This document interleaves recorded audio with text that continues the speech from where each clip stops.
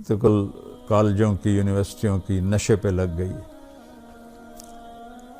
اس کو جنت بنانا چاہتے ہیں، اپنی مرضی کی گزارنا چاہتے ہیں، نہیں گزار سکتے۔ یہاں مرضی نہیں چلے گی، یہاں اللہ کا حکم ہے۔ ہاں مرضی کی زندگی تو یہاں اپنی مرضی کو اللہ کے سامنے جھکا دو، اللہ کے نبی کے سامنے جھکا دو، پھر جنت کے مزے کرو۔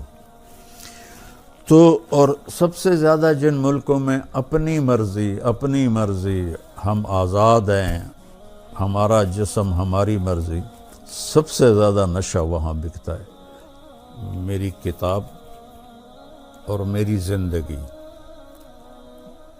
میری کتاب کو مضبوطی سے تھامو اور میری زندگی کو مضبوطی سے تھامو، تو اللہ کی رحمتیں تم پر ہمیشہ نازل ہوتی رہیں گی۔ جو ہمارے شاعر مشرق رحمہ اللہ نے فرمایا کہ محمد سے وفاتون تو ہم تیرے ہیں، یہ جہاں چیز ہے کیا لوح و قلم تیرے ہیں۔ اور اللہ ہمیں توفیق دے رہا ہے، ہم غزہ بھی پہنچا رہے ہیں، اللہ کے فضل و کرم سے ہمارا لنک بن گیا ہے، وہاں بھی ہماری امداد جا رہی ہے۔ یہاں جو ہماری فاؤنڈیشن ہے اس کے لیے بھی تعاون کی میں درخواست کروں گا۔ کینیڈا میں بھی ہمارا دفتر ہے، کینیڈا والے وہاں جمع کرا دیں، پاکستان والے ہمارے تولمبے میں دفتر ہے وہاں جمع کرائیں، اور کھل کے جمع کرائیں۔ یہ سارا آپ کا مال ہے جو آخرت میں آپ کے لیے جمع ہو رہا ہے۔ زکوٰۃ بھی ہو، زکوٰۃ کے اوپر بھی ہو، صدقات بھی ہوں، نفلی بھی ہوں، فرض بھی ہوں، تو یہ سب آپ کے کھاتے میں جمع ہو جائے گا۔ اپنی زکوٰۃ اور اپنے عطیات مولانا طارق جمیل فاؤنڈیشن کو دیں تاکہ صحیح حقدار تک اس کا حق پہنچے۔ انسانیت کی محبت دلوں میں سموئے۔ مولانا طارق جمیل فاؤنڈیشن۔ السلام علیکم ورحمۃ اللہ وبرکاتہ۔ میرے محترم بھائیوں، دوستوں، بہنوں، بزرگوں، بچوں، بچیوں، رمضان کی برکتیں بڑی تیزی سے سفر کر رہی ہیں۔ اللہ تعالی ہمیں اس سے فائدہ اٹھانے کی توفیق نصیب فرمائے۔ تو اس کو قیمتی جانیں کہ اللہ اس میں بخشش کرتا ہے بے حد و حساب، تو ہم بھی بخشے جائیں، ایسی زندگی گزاریں۔ مجھے آخری خطبہ کی ایک سطر یاد آ رہی ہے ابھی کہ